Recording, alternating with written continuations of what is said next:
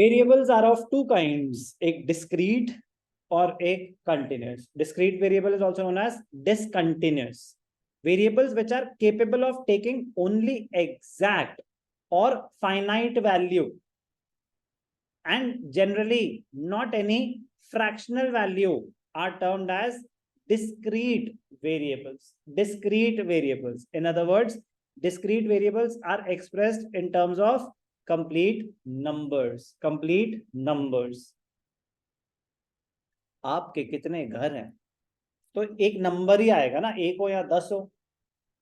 आपके पास कितनी कार्स हैं, एक एब्सोल्यूट नंबर ही आएगा. तो discrete is something which will have, which can be expressed in complete numbers. complete numbers.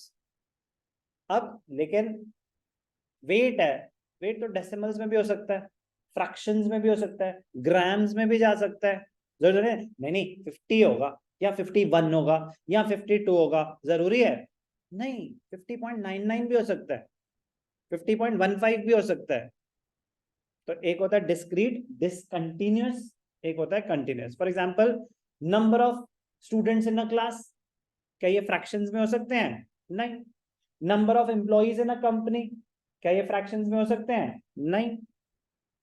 Number of workers, number of students, they cannot be in fractions. Similarly, number of members in a family, number of cars someone possesses.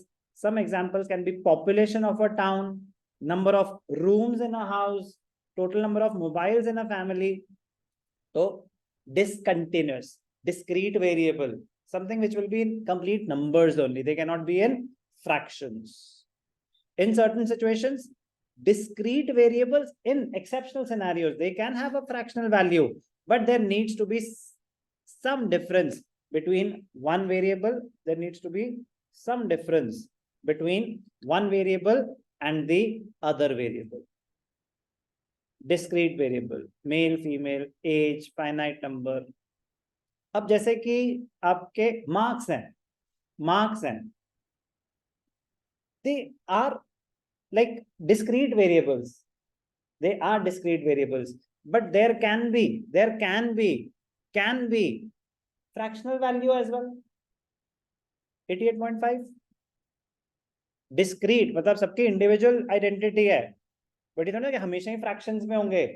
Exceptional scenario में क्या होता है ना, normally तो round of कर दो जी इसको, but they can have, कह रहे इन एक्सेप्शनल सिनेरियोज, मतलब कह रहे अगर आप स्टडी वैसे कर रहे हो कि डिस्क्रीट नहीं, आप उसको कंटिन्यूअस में ले जाना चाहते हो, तो they can be having fractional values as well. वो कब आएगा जैसे इससे पता चल जाएगा. But by definition, discrete variable is something which will not have a fractional value, which will be expressed in complete numbers only. If it is being expressed in fractional values, then it will not be considered as a discrete variable anymore. तब वो convert कर दिया हमने उसको continuous में. हम देखते हैं ना, आगे जाके सीखेंगे कि डिस्क्रीट सीरीज को कैसे कंटिन्यूअस में कन्वर्ट करते हैं. कर दिया कन्वर्ट, बट जब तक उसकी इंडिविजुअल आइडेंटिटी है कंप्लीट नंबर्स में, तब वो क्या माना जाएगा? Discrete variable. Discrete variable. तो yes, there are situations in which discrete variables can also have fractional values. In that case they will be converted into continuous variables. On the other hand, continuous variables, those variables which can take all possible values, integers as well as fractions, in a given specified range, they are termed as continuous variables. In such a case, data is obtained by measurement. अब जैसे weight study करना है, तो चलो बताओ 40 to 45 किसका है, 45 to 50 किसका है, 52, तो वो तो पूरी रेंज हो गई ना.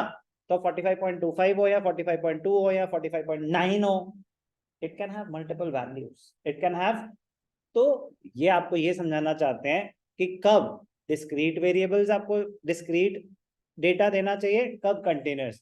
इट डिपेंड्स कि आप स्टडी क्या करना चाहते हैं. इट डिपेंड्स कि आप स्टडी क्या, डेटा तो कलेक्ट कर लिया, उसको ऑर्गेनाइज कैसे करें, कह रहे डिपेंड करता है ना कि आप डिस्क्रीट वेरिएबल स्टडी कर रहे हैं या कंटिन्यूअस वेरिएबल स्टडी कर रहे हैं. कह रहे ये डिस्क्रीट वेरिएबल्स कौन से होते हैं? Which normally have values in complete numbers only. Number of people can never be in fractions. समझ आएगा? Continuous variable, it can take all possible values, integers and fractions as well. वो complete number भी हो सकता है, वो fractional value भी हो सकती है।